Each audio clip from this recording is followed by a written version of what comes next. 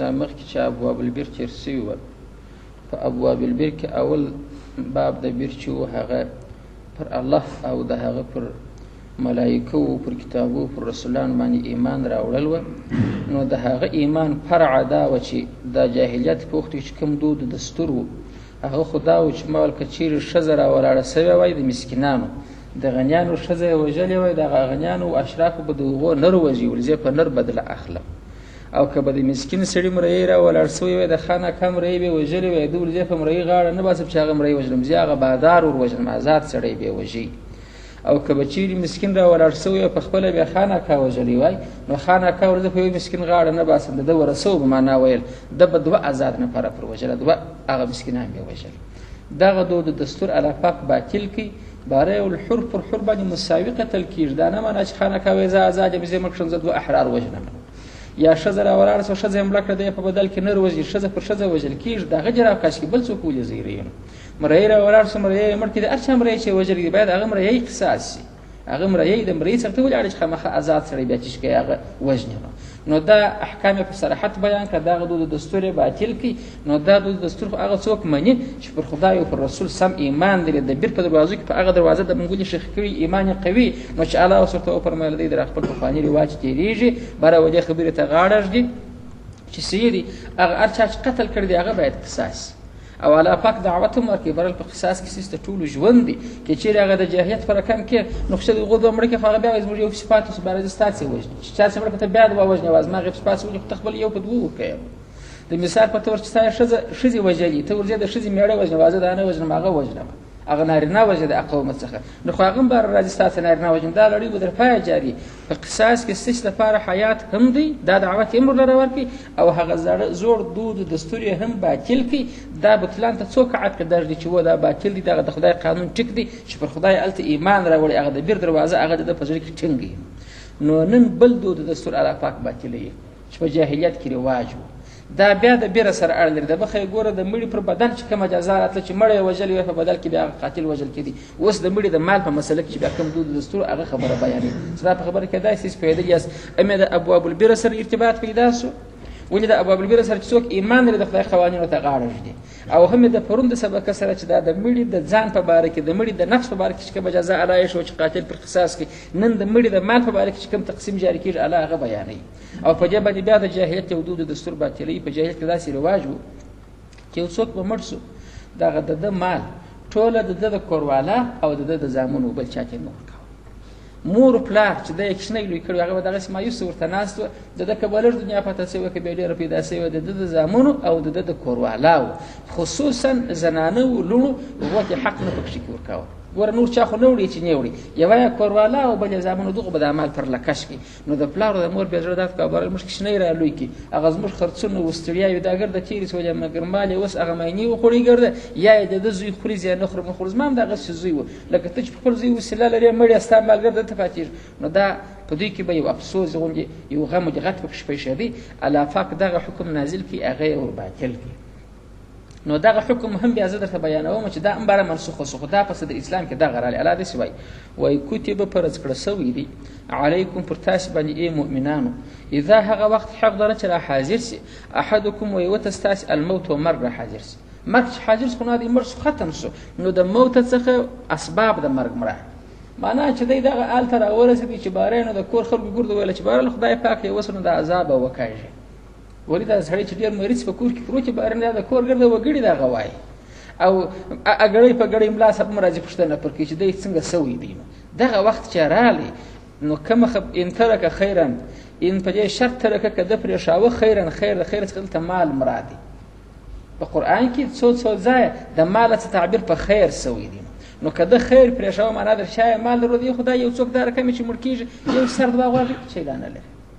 یا هغه سړی نو چې وصیت وکړي خو هیڅ نه لري خوراک، خو دغه یو تلته کې دی پکښې بجدي اخلاص به شی لري.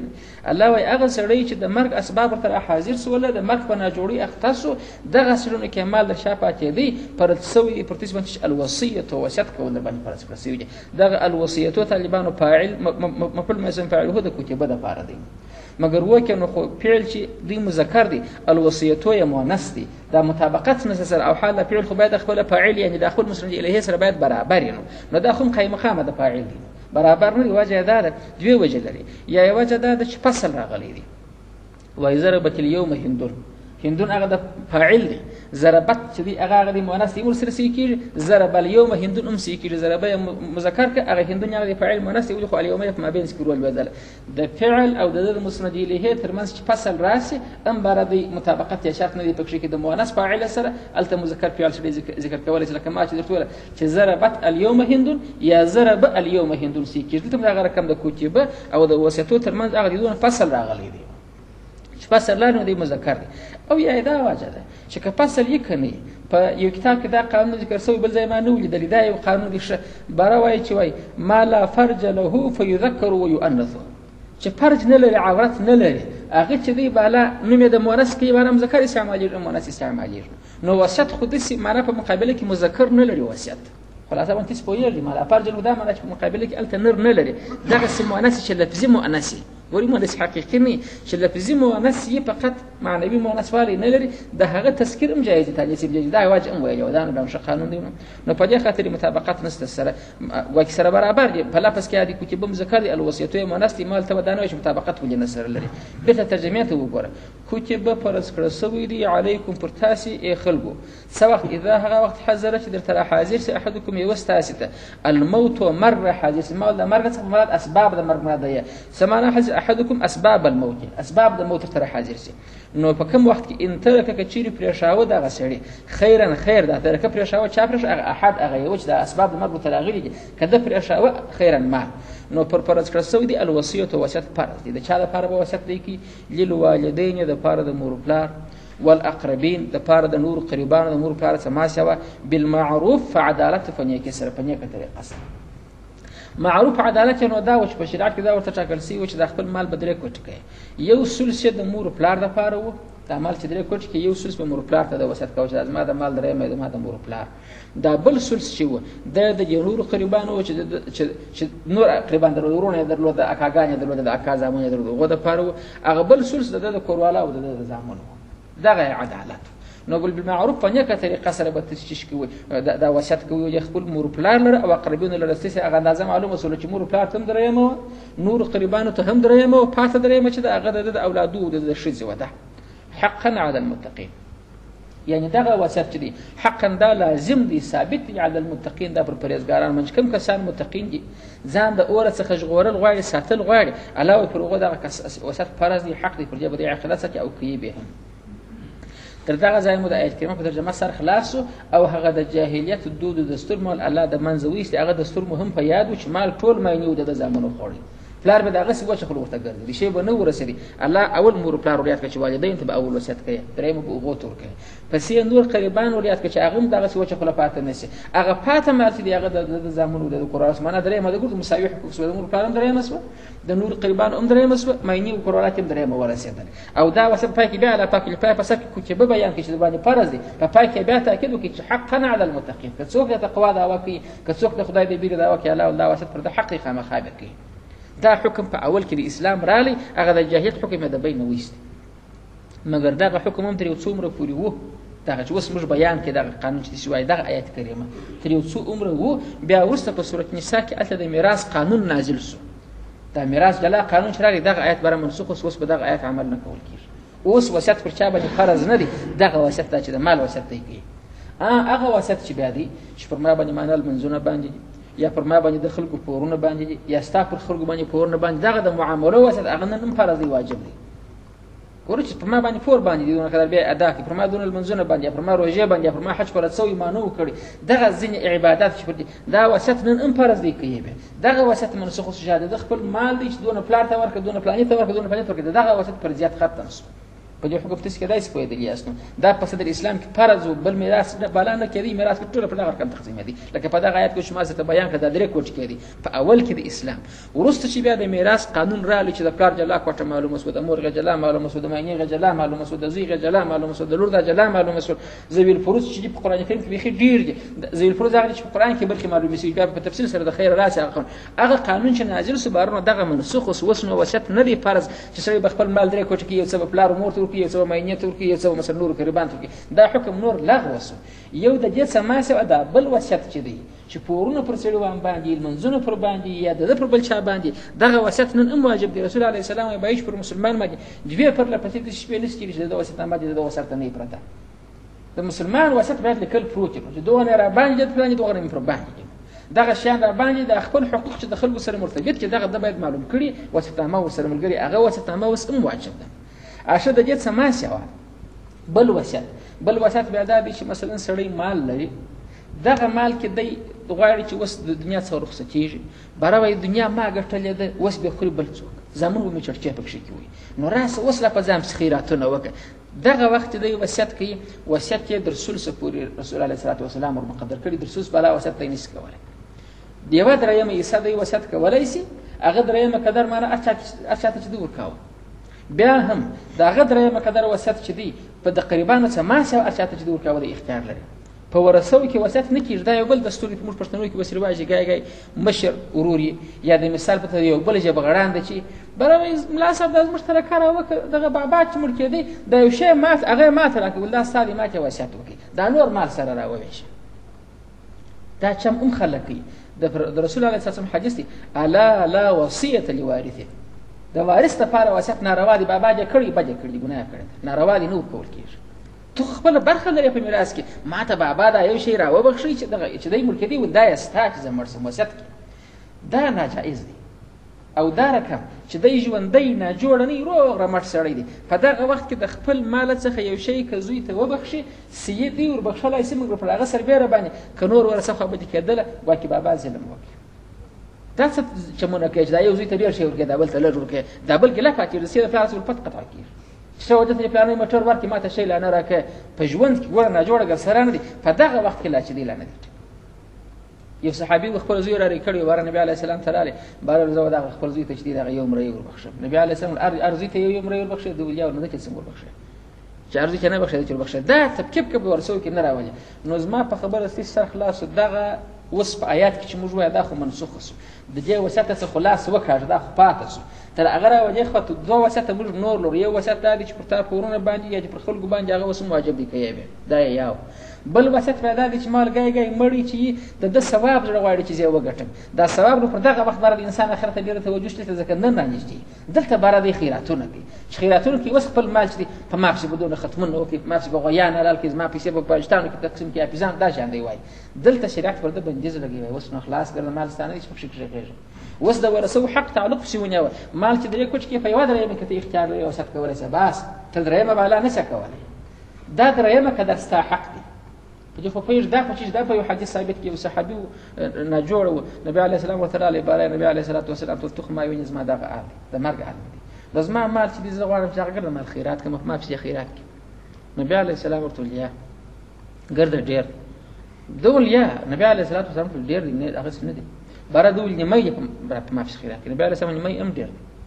بار دا ویل چې ول دریم نبی عليه الثلث والثلث كثير بار ټیک دي هغه دریم مقدار سیری مګر دریم هم نه چې ډیر او بیا دا نبی اسلام حدیث فرمایلی دی بار یو څوک چې مړ کېږي چې خپل ورثه اغنیا پرېږدي دا ډېره ښه دي تر دې چې دی ګرد مال خیرات کې باره ورثه فقر کې پر خلکو باندې ګرځي چې ورثه ورته پاتې شي هغه کار ځینې واخلي ښه دی خو بیا هم که ستا زړه نه درېږي باره وز ما سره ورثه وفا نه کوي زه مال په ځان خیراتوم تر درېیمه بالا نه سي خیراتولی هغه هم چې دا درېیمه کې ته وصیت کوې په ورثو کې وصیت چاته نه سي کولی چې زما وزوی ته دغه یو زما د مال درېیمه ورکړي یا زما پلار ته ورکړي یا زما کوروالا ته ورکړي یا زما لور ته ورکړي دا خو میراث خواره دي دا خو خپل حق لري نو وصیت چې په درېیمه کې جایز هم دی د ورثو څه ماسه او اجنبیانو ته وصیت کولی شي په دې خبره خو موږ سر خلاص مرنه په ځینو کلیو کوو موږ خبره په داسې ځای کې زور ورته چې ورسم برا یو ورور وای دغه بابا ولز ما در نور دغه یو سړی ستاري دا نور مال نه مولوي صاحب ته سره تقسیم نور نه ته وایي چې نه پاتېږي دا دته بابا ور کړی دغه وصیت لغوه دی چې 50 واره دی وای شهادت کې نه دی ټیک یو دا رقم چې پلار په ژوند کې ور بخښلي په ژوند کې پلار شهیدان راغوښتي جوړ روغ رمټ سړی بره دغه یو شی زده زی تور بخښم هغه بخښه کولای شي هیڅ څوک لاس نشي کولای خو بیا په هغه ځای کې چې دی ضرور ورسو ورته د سیمه کتل کېږي د فرق وي مګر په هغه وخت کې هم جائز دی او د وصیت پر کم نه جائز دی دغه دوه وصیت اوس مشروع پاتې او بیا یې یروي د پورو د منځوغه او د خپل مال د درېیمې دغه وصیت اوس دی کولای د درېیمې بالا نشي کولای او دا درېیمه واجب نه ده د ځینو عوام پر نظر کې دا چې زموږ کېږم باید خامخا د مال درېیمه خیرات درېیمه د اخیري نیټه ده تر درېیمه بالا نه شي کېدلی. و دې خواته خدای جل چې خپل درېیمې څخه بیا لسۍ خیراتې څلۍ خیراتې زرۍ خیراتې هر څو تر درېیمه یې کې روای نه شي. په دې خبره هم سر خلاص نفس د آیات دغه حکم چې مور پلار او قریبانو ته وسط کول چې د علاقه کوي فرض دغه فرضیت ختم شو، نور فرض نه دي دا وسط په چا سره ختم شو؟ د میراث په قانون سره چې هغه په سورۃ النساء کې نازل شوی دی هغه به بیا راشي وایي په هغه دغه آیات منسوخه شوی خبره خلاص. فسیانو دغه وسط بارک الله پاک بیان کی فمن بدله بعد ما سمعه، فمن هغه څوک بدل چې بدل کې هو دا وصیت بعد ما ورسل هغه سمع چې دا واوري هو دا وصیت فانما اثمه على الذين يبدلونه، فانما ندبل کدارنګ د اثمه چې ګناه ده دغه تبديل على الذين پر هغه کسانو باندې یبدلونه چې بدلوي هو دا وصیت. داسې به لکه الله پاک چې دا وصیت فرض کړي چې پلار او مور ته به کې قربان ته به کې برابر چې دغه سړی مړ کېدی ناست وو یو دوه درې نور نفر ورته ناست وو یا د کلي خلک یا د میراث خواره برابر نو دا سړی وصیت وکړي. وصیت چې به وکړي چې مطلب زما مور او پلار ته دغه نه درېیمه ورکړي مثلا قربانو ته مې درېیمه د کور ده چې دی مړ شو دی به بیان باره کوه برابر د مرحوم ویله چې زما د مال جوې درېیمې د مور او پلار دي. ګوره وصیت په بدل کې هغه یو رقم کړی دی د مړي یو رقم الفاظ دي قرار په درواغو بدلوي یا د خپل ځان په ګټه وي یا د دې په قربان کې فرچا پیرزو ده هغه ته ډېر مال ورکړي دا وصیت بدلوي درواغ پکې کوي الله وايي ګناه پر دې باندې د زبا بس خاص نه کوم چې ولې د مړي وصیت بدل چې کوم الفاظ هغه وی هغه بیانوي چې دغه څه وصیت کاوه مړي هغه وصیت په سم د ټکی په ټکی بیان دا څه چې مړي یو رقم ویل ته بیا د ځان موټور اچي چې دا رقم ویل دا رقم ویل دغه ځای کې چې خیانت کوي الله پاک د خاینان راټینګ کړ. وای فمن هغه څوک بدل چې بدل کې هو دغه وصیت مړي یو رقم ویل دی بل رقم بیانې بعد ما ورسل هغه سمع چې دا اورېدلی هو دا وصیت دا واورېدی اوصیت نو الله وای فانما نه بلکې دا رغد چې اسمه ګناه دغه تبديل بدلولو دا ګناه علی الذين پر هغه کسان دی بدلونه چې بدلی هو دغه چې ګناه پر هغه سونه عذاب پر هغه سونه کدی وینه په ما څه خبر خو یو زوم یو مړی چې کوم بیان وکي اوس څوک نه زوی خبر کوم علاوه ان الله سميع عليم ولا ما اوریدل ان الله بشک الافاق سميع اوریدونکي د مړي د وسط اوریدونکي هم دی ستاده تبديل اوریدونکي هم دی چې بیا بدلې چې مړي هغه کما لا وی ما اورید الافاق وای او ته بیا دلته چې شکای بدلې بیا علاوه نشي خو چې دغه کلام سره برابر نه دي د مړي یو رقم سره بل رقم او عليم الافاق خبردار هم دی ستاپنه دا وسط ولې بدلوي څه د پیښه ده چې موږ یو رقم بیان کړی چې بدلې بل رقم وای علاوه نو مردار د خیانت نیت لري په جزا کې یا مثلا په خپل استابه غټیږي کې مور او پلار ورته ناس وسط بدل کې چې مشته دی سي راکړه علاوه نو ځان ته غټه برخه وای یا علاوه په ځای عجیب مستعفه نیت باندې خپل ځان ته نه وای خو د قربان کې به ساده یو سره انډوالي واشنه دي دغه برخه ور ډیره نو په نیت کې علاوه خبر هم دا تبديل بنکه نه شته په دې وسو په داس ان الله سميع عليم چې بشک الله پاک سميع اوریدونکو چې د مړي د وسط یې ما اوریدي او ستاسو تبديل وسمه علاوه پر کې څونه پیژو چې هغه څه ته څه او علیم الافاق خبردار دي ستا په نیت باندې چې دا تبديل ولي کوي تبديل خو ته ګټ د پاره کې چاته منفعت رسه علاوه پیغام زه خبرم چې څونه فاسد نیت لري نو معنا بیا جزا ده کو بل حکم سی بیانې هغه دا ګای چې څوک مړ کیږي بردا وصیت کوي په وصیت کې خطا ورته پیښ شي د غلطۍ د لارې څخه غلط وصیت دغه وصیت چې الله پاک ته مشروع کی چې مور پلار ته به دوغه نور کې قربان ته به دوغه باقی مانده دوغه په دغه وصیت کې خطا دي خو کویږي یا د مثال په تور په دا وصیت کې په قصد غلطي کول په قصد یو خدای د خطا څخه غلطي نیوسي بل دغه مړی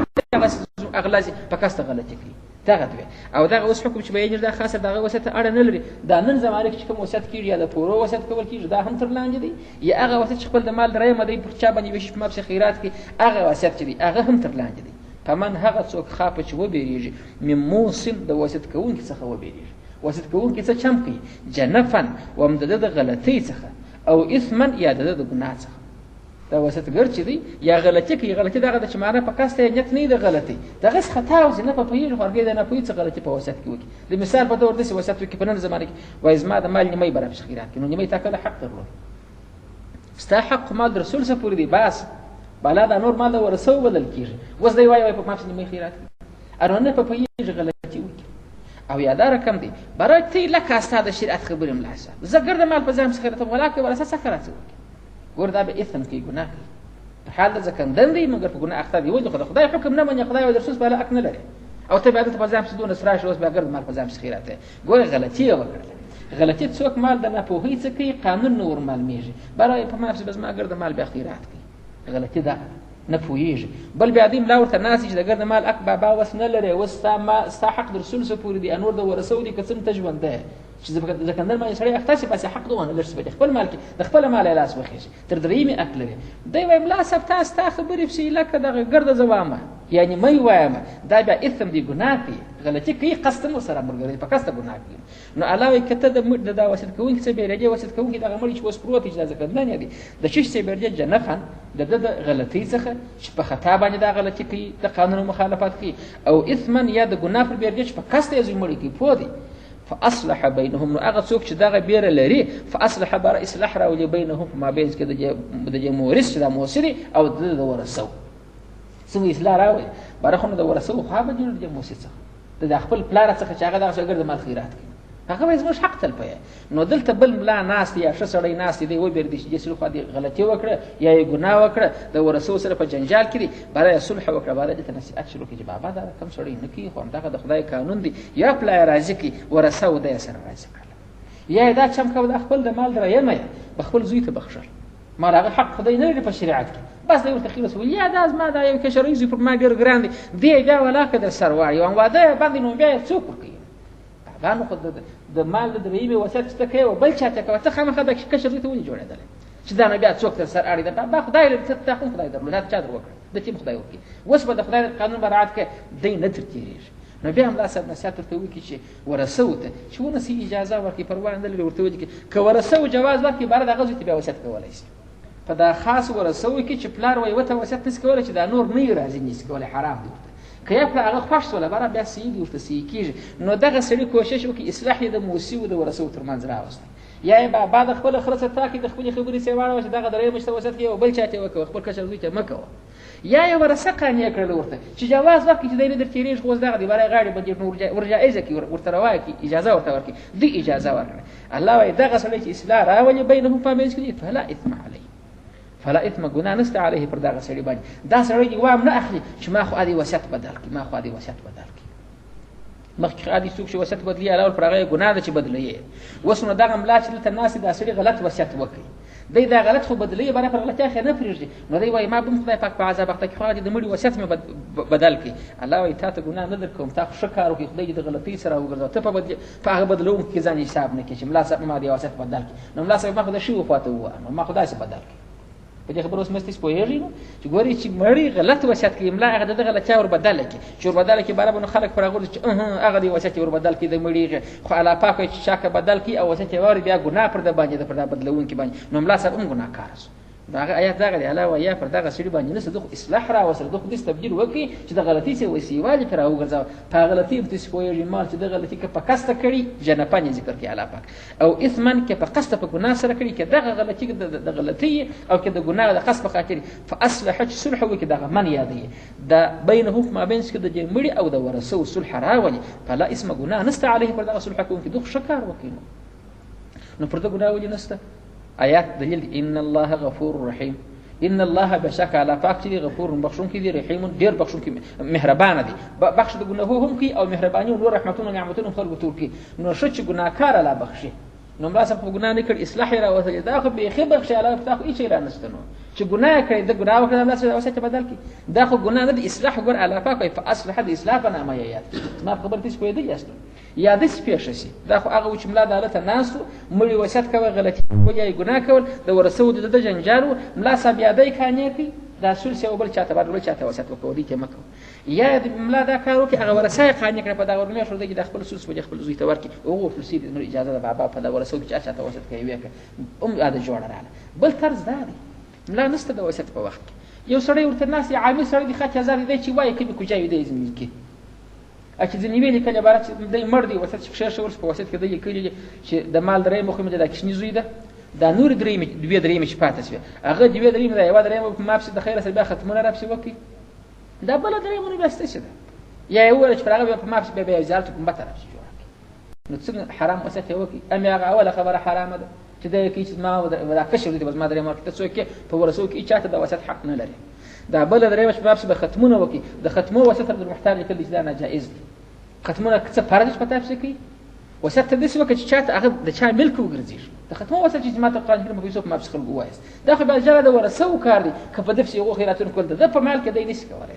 دا بله چې په ما پسې ګمبته جوړه کړه په ما پسې دا خو د ورثو مال دی ته پر ګمبته ولې تقسیموې چې په ما باندې ګمبتې را پسې جوړ کړي دا خو د بل حق دی ګورې ما ته ما کې په ختمو کې وایي خو د بل حق وایي خو دا څه د ورثو دي او که پر ګمبت وایي خو د بل حق وایي دا خو د ورثو حق دی نو درې سره خبرې غلطې لیکلي ملا صاحب ته وصیتنامه راوړه ملا صاحب راوړه چې دا وصیت دا رقم لاغ د زوی دپاره یې هم لاغ دی چې زما کشر زوی ته یې ورکړه چې په ختمو کې ووه هم لاغ دی چې ګمبچ را پسې جوړ کړي هم لاغ دی د ده ګرده مال به د خیره کښېږدي باره به زه کتاب در وړم باره به په کتاب در تقسیم کړم سره تقسیمه کړي دغسې تبدیل یې وصیت ته ورکړي وصیتنامه څه رقم نه وي شته د ملا صاحب څه کار وکړي علاوه پر ده ګناه نشته نو ښې وکړه خو اصلاح یې راوسته خو د ده غلطۍ یې راوګرځولې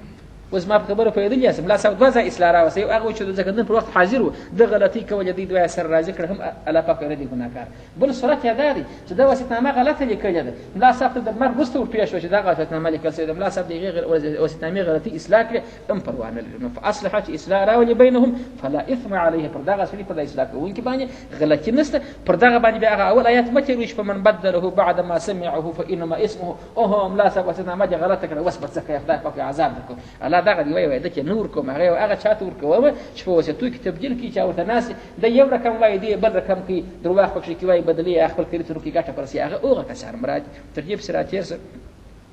یا ایها الذین آمنوا کتب علیکم الصیام د هغه ابواب البر سره بله خبر هلته په هغه ځای کې وه هغه اصل یې والصابرین فی البأساء والضراء هلته د صابرونو خبره ذکر شوې چې الله پاک د ابواب البر چې څوک کوي چې ځینې کو کار یې هغه دغه دی چې صبر کوي په مسکیني کې په ناجوري کې د جنګ په وخت هغه درې صبر چې یاد کړي روژه خپله د صبر میاشت په حدیث کې راځي نبي علیه السلام وایي روژه چې د صبر میاشت او د صبر بدله چې د هغه جنت دی نو روژه ګوره د صبر سره د ابواب البر سره اړه پیدا کړه خو دې کې هم سړی صبر کوي د چا څخه د مثال په طور د شهوت څخه د جماعت صبر کوي نیک د خوراک څخه صبر کوي د چشنګ څخه صبر کوي نو خو صابرین الله ذکر کړي چې اوغه صبر چا په ځان کې راوستي روژه به خپل نیولای شي روژه ورته اسانه ده دغه د روژې حکم الله اوس پر راپورټ کوي موږ دغه پسې احکام چې راځي دا د ابواب البر تابع دي د هغه فروعات چې هغه اصول چې هغه چا په ځان کې راوسته دا نور احکام بر د قصاص حکم پر ځان جاری کولای شي د مثال په تور د وصیت حکم پر ځان جاری کولای شي د میراث قانون هم جاری کولای شي روژه هم جاری کولای شي خو د په ځان کې هغه ابواب البر راوستلي دي نو اوس دا دی بل د ابواب البر تبع بیان د روژه یا ایها الذین آمنوا هغه کسانو چې ایمان ولاست کتب فرض کړه شوی دی علیکم پر تاسو الصیام روژه در باندې فرض کړه شوی دی په صبر مخته نو چې صبر کولای شي دا صبر هم کولای شي کما کتب علی الذین من قبلکم کما کتب دا تسلی ده امت الله وايي پرتس روژه فرض ده نو دا ګردو نه نیول ځین یې سم الله ګردو نیول ده ادم علیه السلام سره روانه چې درته پر یو امت د سنت روژه جنې نیول خو بیا په شپو په ورځ کې پر کړه چاغه بډیر او چاغه بلش نیولې ده کما کتب لك چې فرض کړه شوی علی الذین پر هغه کسانو په هغو امتو من قبلکم چې مخکې تستیر سوي دي او دا روژه چې تسنیسي د څه لپاره لعلکم تتقون لعل شایچکم تاسو به تتقون تقوا وکړئ ځان به وساتئ متقي به جوړ شئ پرهیزګاران که ته په روژه نه ولې متقي جوړېږي روژه چې ده لکه سړی چې د مثال په طور ګوري یو څوک سپورټ کوي یو کار ته ځان تیاروي یو څوک نقشه زده کوي په توبکه ټکان کوي برای نقشه به زده کړم بیا جهاد به کولی شم بل سړی آس اوس ځغلي زده کوي برای په جنګ کې بیا کار ځینې اخیستلی شم تاسې پوهېږئ دا پوځیانو ته ټرېنینګ ورکوي خو د جنګ د ورځې دپاره یې مخته کوي نور نو څه کوي چې سره ځغلی دوی خو د جنګ دپاره یې مخته کوي دغه روژه زموږ دپاره ټرېنینګ دی دا د انسان نفس یو سرکشه آس دی نو الله پاک انسان په روژه مکلف کوي چې ته ونسې د خپل آس کنټرولولی شي که نه شي کنټرولولی نو په کال کې یو میاشت روژه راولې برای د سپېدو د وختو څخه تر مرلېدو پورې به خوراک نه کوې نفس یې غواړي وایي زه کوم شنګ به نه کوې نفس یې غواړي وایي زه کوم جماع به نه کوې نفس یې غواړي وایي زه کوم درواغ پلانوي به نه کوې په دغه کې امتحان اوس نو نر هغه دی چې د سپېدو څخه تر مرلېدو پورې نفس را کنټرول کړي نفس یې غواړي زورونه وایي دی یې نه ورکړي دلته چې د یوه میاشته پر نفس مختص ولې بهرنه علاوه نور حکمونه هم کولی چې دلته زنا مه کوه د زنا سیمه راګرځولې تا یې پلا آسه مخته کړې په کې ځه باندې چلاوي ویې ګرځوي چې جیا په روژه کې دې څنګه راګرځوي خو د هغه نفس ډوډۍ یې غوښتې اوبه یې غوښتې شهوت یې غوښتې تا نه ورکاوه نو اوس چې روژه ته یې رسېږي د بل وخت چې دی ګناه غواړي خو مې مه ورکوه خو یې هغه د روژې مثال دی نو په دغه کې د ټرېنینګ وکړي علاوه د دې دپاره روژه په تاسې فرض شوې ده لعلکم تتقون ښایي تاسې متقیان جوړ شئ خدای به په ګرده کار کې د نفس په راګرځولو اموخته کوم کسان چې نفس یې پر زوروري د نفس آس یې غټ وي هغه روژه هم نشي نیولی ډېر ځوانان چې تاسې په خبره شي کېدای شي هغه ځوانان روژه نه نیسي خو دا ماښام چې په روژه مات باندې دا بل سړی هم ناست ژوندی دی روح یې د لاسه رد یې ورکړي دا روژه چې خوړی هغه زموږ ډېر دلته ناست اوس یو چې دی نو څومره ختم ملاکم مړ شوی دی په پوهېږي چې مړ کېږم نه مګر درواس یې ووسي نشي راګرځولی دا الله وایي د دغه دپاره د روژه فرض ګوره حکمت یې ورسره بیان کړي اول دوار علاوه پرتوس روزه فرض ده ما ول زړه درته لرسو چې چا در وسه نه دی ولې علاوه کما کتب علی الذین من قبلکم بخوانی امته د ادم څخه تر دغه وخت پورې نیولې ده کته وای نو دا نفس نو څه د فارغ دی فائدہ خدای ته رسیر ځین ګمراهان دغه وای ما په روزه د خدای ولا کوي کې ولا کې کمزوري تر څه شته نسب علاوه ته فائدہ رسیر ما ته نه رسیر لعلکم تتقون شاید چې په تقوا ولا جوړ څه په خپل نفس باندې غشتري سي بارے به زنان د نور لکه غلط به نور لکه بلتی به نور لکه خبر غشتري پر اگر زوره مختار بیا علا پاک تسجیل کی ایام معدودات ایام د روزه یو څو ورځې معدودات پښمار یفای ایام وای د معدودات وای ایام ورځ یو څه نی ورچ کال دی فمیاشره تعبیر نزنیو کی څو ورځې ورته لږه علا پاک منه ور مقطع کو بیا معدودات ورسره معدودات په حساب دی یو څو حساب دی یا نبی شورت دی بالا نه جنو پس یو بل اسانه چې ورته ګوره فلاخه دا ورته لږ کړ بیا فمن کان منکم مريضا فمن هغه څوک کان چې منکم سسخه مريضا نه جوړي او على سفر یا پر سفر باندې په سفر روان دي داغه د فارغ سره کوم فعده یو حساب دی من ایام اخر د نور ورځ څخه د روزه د ورځ څخه ما شوا نور ورځ چې باندې اوغونه کده حساب شته په سفر کې خوړل ده یا تا په مرض کې خوړل اوغونه کده ورځ بروزه ونسي دا بل اسانه در سره په چاله دي سم نه در باندې فرض چې کته جوړه کنه جوړه نشي کته پر کوله کې په مسافرۍ کې نشي علاوه دا غړي خپل ورځ لږ بیا چې ته بیرېږه وکړه نه جوړ سونه په څه کوم علاوه بیا خو بیا ونسي کته وازه مسافر نو په څه کوم علاوه بیا خو بیا ونسي دا څون اساني وسره وګوره فمن هغه څوک کانه چې منکم سسق مريض نه جوړي او على سفر یادې پر سفر باندې نه جوړي نو چې دغه سنا جوړي چې ډاکټر ورته وای چې کته روزه ونه چې داستانه جوړي چې د مثال په تور په میاش جوړیږي کنه ونه چې او ته جوړیږي هم د روزه خوراک روان او یا ورته وای چې ګر سره جوړ ولا کسه روزه ور سره نشي د خوراک بار روان خبره خو ماته سپوسه د سنې چې ما زله چې کو د هغه دی روزه دا رقم باندې دا سی چې معنا د ډاکټر وای چې معنا یا نه جوړي ډیر ځندېږي او یا دا رقم چې سره نه جوړیږي په دغه صورتو کې د تبارات د مرض په خاطر روزه خوراک روان دي او على سفر یا پر سفر مرا اتصل ویشت مر دی روان دي په سفر نو فعده یعنی فصيام معده بیان روزه دي یصاب من ايام اخر د نور ورځ خبر روزه خماس سوا سون اساني وسره بل اساني تفسیر ګوره وعلى الذين يطيقونه وعلى الذين او فرق کسان باندې يطيقون چې دوی طاقت نه لري هو د روزه یطيقونه چې دې طاقت نه لري هو د روزه فدیه او د فارق فدیه ورکول دي طعام خوراک مسکین دی یو مسکین څوک د روزه ته د نیولو طاقت نه لري شیخ فانی دی یا سپنسر ده د شیخ خطوه درجه ته رسیدل ده دغه دوار د فارق بداله د یوې ورځې معنا چې غرمه سړی مړیږي او ماښام مړیږي دغه نه قدر ډوډۍ بده یو مسکین ته خلاص دې یطيقونه هو ترجمه په دې وخت طاقت نه لري ظاهره په لفظ کې الله نس د جدوار کمه توجه یا دا چې لا ور سره مقدر دی وعلى الذين فرغ کسان لا یطيقونه چې طاقت نه لري هو د جروجه یا د صرف په قانون طالبان تجربه په دې کوي چې لا خو ظاهر نسته الته د افعال باب چې دی اتاق یطيقون د افعال باب چې دی ګای د سلب د پر راځي سلب د خپل ماخذ کی سلب د خپل ماخذ کی په شافعي کې دا خبر راغلی د افعال د باب قید یو ګای د استعمال شي سلب د خپل ماخذ وکړو دلته هغه کسان یطيقونه چې دی مسلوب الطاقت سلب سوی هغه امر د افعال شو راغلی هغه د سلب په اوساده طاقت ورسل کی چې هغه نه لري نو پر دواړه تقدیر باندې کلام قدر کې حمزه د فارد سلب کې دا خو د اتاق یطيق باب لك اکرم و یکرم دغه اوس وایي اتوقيت بقودي لك اكرم يكرم هغه وخت بیا په الف اورتي اطاقه جوړ سوی دي نو وس یطيقونه چې دی مسلوب الطاقت دا ترجمه وکړو هغه کسان مجاز څوک چې مسلوب الطاقت شیخ بانی یا هغه سپنسر چې نسنی ولای دوه کسان د فارغ څنګه دي فدیه ورکول دي طعام خوراک مسکین دی یو مسکین خوراک معنا دا نه معنا چې یوازې غرمه خوراک چې سهار او شام دی سم دم موسی نو وس کغلمنه ډوډۍ په غلمنه ډوډۍ کې کته غمدي ضرورت په فدیه کې او کور بشنه ډوډۍ او بل دغه ډوډۍ چې ردل نه دیغه سره کته غم ضروري دی هغه دغه سنت تیریش هغه دغه سنت تیریش نو دغه قدر چې یو مسکین په مریږي چې وسو هغه د سرسایي هغه نیم من قدر چې یا 2 کیلو چورته وای هغه اندازه دې مراد هغه نه قدر غنم چور ورکه هغه نه قدر پیسې چور لره ورکه دغه چې ورته بس روزه غاړه خلاص اسبر روزمره ورکی او کله روزه پر پای باندې کې هغه د مسکین د سپینجری د سپینسری خپل کار فمن تطوع خيرا فمن هغه څوک تطوع چې زیاتوب کې خیرن د خیر تطوع زیاتوب ته وایي پر واجب خو نیمه ده پر واجب خو 2 کیلو ده الله وی دی بار احتیاط کی بار 2 کیلو پر ما خو 2 کیلو په اخیری درجه د جيبه کمیانه یو نو کې درند وروتنی دا مسکین ته الله وی په هو خیر له ده د پر لا ګټو ته دا خو بیا کمیانه روزه خو د موشي جان کړ خوري نو چې خوري خو په دی ورکه په دی مثال ته 10 کال دار کې ورته دا 15 پروانه لري وای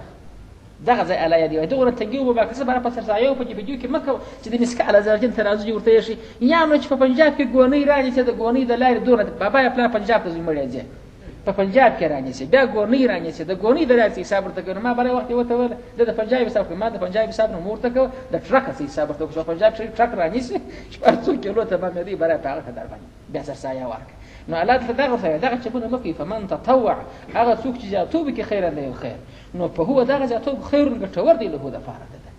ته دغه حساب ورته کو بارو په پرچون کې کیلو په څو دی یا د ډوډۍ حساب ورته کو بارو ورته یو 2 کیلو ډوډۍ چې تلل کېږي په دانوي کې راځي په څو پریوزي دغه د فرق لپاره اماده ده پتاخه دغه خوچ غنم نه جنو ته دغه حساب ولې نور تکي دا غنم خو موږ یادو الله خو چې خوراک ته طعام ذکر کړی چې د خورو لپاره د څه اماده او ورکه 2 کیلو ډوډۍ ته ورکه چې په څو تمامېږي ورسره ترازور تک شیر ده او نن وایته ورواچو 2 کیلو ډوډۍ چې بار څو کیږي دلته د روپیو د پاولیک سالا وایي په من تطوع څوک چې ذاتوب کې خیر انده یو خیر ګوره خیر بیا ته ذکر کړی هغه مال په هو دغه کار خیر ګټور دی له د پاره دغه څه نه کی وان تصوم وسم د جواز واقع ګوري یو سړی مریض دی خوړای بل سړی پر سفر دی خوړای بل سړی دغه دی چې د چشکی چې د مسلوب الطاقت دی خوړای وان تصوم علی ودا چې روزه ونسه خیر نه ګټور دی لکه سره پر اول خو روزه ونسه روزه زوجه مکان چې وست کېږي ان کنتم تعلمون ان کنتم غچیر سیاس تعلمون تس علم لري په خبره سره په روزه کې لګټ پرتی کله روزه په ګټو سبب خبر څه نو به باندې نور ته جوړ نه وخ وان تصوم خیر لكم دا پر یو تفسیر ما د آیات راووایه بل تفسیر داري وعلى الذين يطيقونه وعلى الذين فرغ كسان باندې يطيقون چې طاقت لري هو د روزې نیولای شي داغه د لپاره فدیه طعام او خوراک مسکین دی یو مسکین سم دا حکم د صدر اسلام دی ما خبرت به متوجه شي واره په اسلام کې چې روزه فرض خلکو بده پریوته الله څنګه ورته لښکل په خواري او متهم نیول تسلیه ورکړي بیا ول ایام معدودات یو څو ورځې دي بیا ورته چې مریض امه خوړای شي چې مسافر امه خوړای شي او کې طاقت لري نه مریض نه مسافر نیوای شي پر هغه سر بیر ورکړي پیجاوه دا حکم نو وس نه دي دا بره منسوخه ساده منسوخوالي آیات بره در شی نن راځي په سبب کې په دا آیات پر دا غځای منسوخه سو ګوره یو خدای چې طاقت نه لري پر دې رقم نه دي منسوخه د آیات کریمه او بل دغه دی وعلى الذين يقولون چې طاقت لري سم تم ځوان دي سور سپین پر لوهالي الله وي ورکه پیجاو پروژه وخت دا حکم په هغه وخت کې وار په صدر اسلام کې دغه اخفاء العنان او دغه تاخير ولید على پاک ټینګ نه ونی نو د هغه مطابق اراوي وان تصوموا خير لكم خوراک د تر واضح په جاور کې وان دا تصوموا چې روزه ونسي خير دا خير لكم چې سفر ولي په جاور کې خروجه ونسي ان كنتم تعلمون كيف ويجي ما په خبر کې څه فائدہ لاس پر هغه یو تقدیر چې یقون هو چې طاقت نه لري داخله شیخ فانی هغه د په جاور کې دغه د فارو د آیات نه دي منسوخ نه عمل پکول کیږي او پر جبل تقدیر چې یقون هو پر خپل لپس چې وګره خو ولا نسته پکې چې طاقت لري علاوه وجه خوري دغه تفسیر مطابق نه بار د آیت کریمه منسوخ په غلان آیات په سیادی راځي به عزت شي من بار منسوخه سوی دي نو دغه خاطر چې دا یقون هو خپل معنا پریږدي چې طاقت لري مګر په جادي ورخي روزه خوري هغه علاوه وان تصوم دا چې روزه ونسي تر پدیه دا خیر ګټور دي لكم سفر ان كنتم تعلمون كثير تسياس تعلمون علم لري في ګټو دروجو پس علاوه شهر د جمعیت د برکات ورته بیانې چې دغه میاشت روزه ما اړه چې بس په دغه میاشت کوونه بل خاطی ولي اړه شهر رمضان الذي شهر میاشت رمضان د روزه الذي هغه میاشت انزل چې په یو پلان نازل شوی دی په دې کې قران کریم د دنیا او اسمان ته د لوح محفوظ څخه د روزه په څلورشتمه باندې په پلان راځي په دنیا په اسمان کې شې شور چې مزګ تر نږدې شي ورسته نو بیا چې دی په درويشت کال کې نازل شوی ګوره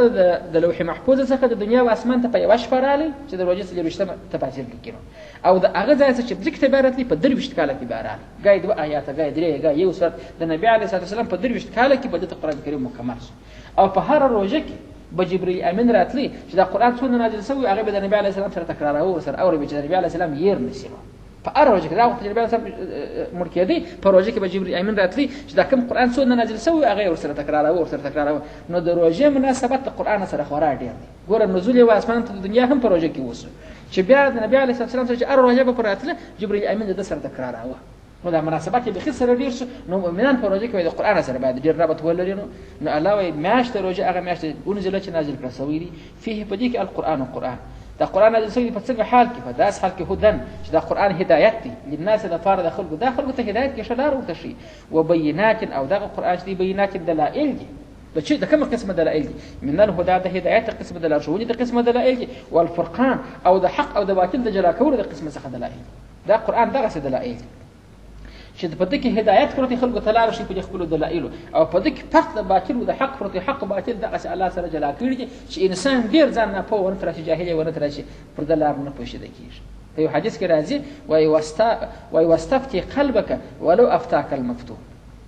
چې مبچان په توا ده کې د مؤمن زړه چې واقع خپل ایمان پاتې وای د خپل رسم په توا وغواړي دا کار د کړو دي کنه دي د مؤمن زړه خپل غټ راهنما دي ګاګای به تاسو مبچ خطا او ته غلط په کې په د خپل زړه کې ولا که خوند درکې په د خپل زړه کې ولا که خوند درکې نو حدیث کې راځي وای د مؤمن زړه خپل شرح نه مالي نو چې په قران زړه منوري هغه زړه حق باطل پر رجلا کول شي ګر سره قران نه ویلي قران دې نه وایي لکه ځینې خلک دې مثلا د زاړه مسلمانان چې پاتې دي دلته هغه تخپل د حلال او حرام ورمنځ کسب بلاد سنې اورېدي دا د په بصیرت دی پیچ دا کار ناروا دي دغه روا دي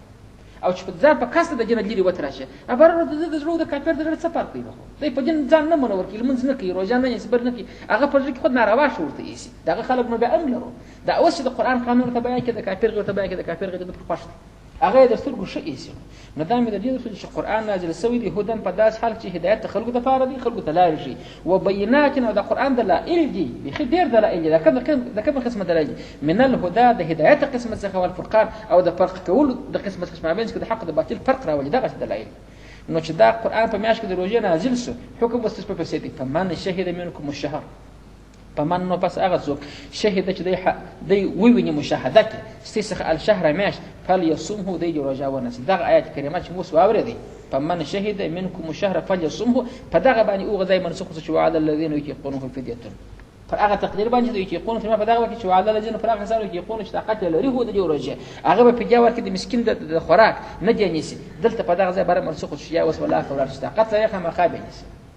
په خبر خدمت تاسو څه بدله په دغه آیات کریمه هو آیات پر کوم تقدیر منسوخ دي پر هغه تقدیر کدی چې یقونه ترجمه په دغه وخت چې طاقت لري او که پر هغه تقدیر چې توای طاقت نه لري هغه ترجمه کوي پر هغه کوم مبارک نه لري منسوخ پر حال باندې پاتې دي نو دا حکم چې تکرار د پر باندې نازل شنو دا تاکید یو فمن هغه څوک شهید چې مشاهده کوي ویني منکم سر الشهر میاش فل يصوم دی روزه ونه سه هود روزه کته واشنه چې او د طاقت حکم په دې منسوخ شو چې طاقت درلودي په خو روزه نه وایي څنګه هغه د لپاره د جایز او چې په دې ور کړی وای اوس ورته یا نه د جایز خمخه روزه نشي نو هغه د مریض لپاره هم په خوا چټي ور کول سره چې مریض خوړای شي مسافر خوړای شي نو هغه په منسوخه شوی ورسره الله برته هغه حکم راګرځي چې یا هغه په خپل حال پاتې دی هغه نه منسوخه شوی هغه چې واسه درلودي د غوخل په لپاره منسوخه شوی هغه واسه درلودي په خوا خوړل هغه وس نه خوړای او مسافر مریض په خپل حال پاتې نو په دغه تکرار نه لازمي ولې دا فائدې ته هم په کول کیږي چې دا چا په ځین کې دا راځي چې یار لکه شاته مسافر حکم امر منسوخه شو دا چا منسوخه شو د مریض غي امر منسوخه شو خو د طاقت ولا د منسوخه شو الا ويا ومن هغه څوک کانه چې مریض او على سفر یا په سفر فعده یو شمار روزین په صيام عیدت روزین ولې د حساب من ایام اخر د نور ورځ څخه علاوه هغه حکم په خپل حال پاتې لکه دا چې مخکې د پیر په دغه د مست آیات کې چې دغه منسوخه شو مال چا په ځین کې راګرځي چې هغه امر چې منسوخه شو علاوه هغه نه منسوخه شو پس یا پاک بیا وخلق تسلی ورکی و یرید الله بكم اليسر یرید اراده لري الله خدای پاک بكم تسر ای مؤمنانو اليسر د اسانی علاوه ځا اسانی در سره کوم په هیڅ حکم کې تاسو نه راټینګو دا د انسان فقط دروغ چې وای دا دین د چا په واسه پردي دا دین د چا په واسه پردي علاوه ما اسانی دین دا څنګه چا په واسه نه پردي ما جوړ کړی استعداد ما تر مالګي لکه د مثال پته و یو سړی دی د کمپنی موټر جوړ کړي دا کمپنی دا موټر سره پاکستان کې لیکلي برای 2 ټن بار بالا نه وړي دا بل پښتون زموږ څنګه نه وړي پر باندې ټیم خره کړی په هغه پر دار کوم وکال وینو زه چې ته ګارانټي درکوم چې دا موټر بلس کار وینو خو ازما پر کومه بار برای وینو دا رقم دی دلته هم دغه رقم دی خو الله دا ماشين جوړ کړی دی انسان ماشين نو الله په دغه ماشين ز په یوه چې خدای امجاد کولای شي روزه نیولای شي حج کولای شي زکات کولای شي او ته وسم الله سره دا چا په واسه پرای الله ما جوړ کړی ما ته شته مال دا واسه کته ته شته مال کدا انسان بوش جوړ کړی وای کدا انسان بل یو دغه کافر جوړ کړی بار بدول چې د دې واسنه ما تر مال دغه احکام نشي برداشت ولې چې ته وایم لاسه موږ ته یا برداشت ولې دا خدای جوړ کړی دی خدای ته واس معلوم دی نو الله دغه وای ما اسلام اسانه در سره کړی لکه ما هغه موټر چې کمپنی جوړ کړی هغه لاستره بار دی اسانه د موټر سره کې موټر بار ډیر عمر وي او دا بل زیبړي ما په باندې ټیم ورخه کړی په لارګان عمر زړه ولي خلک هم سره ډیر پرسکاري دغه شلټه نه پریږي وای هغه نه دي چې هغه نو ځان پر کوم نه چي چې ما درته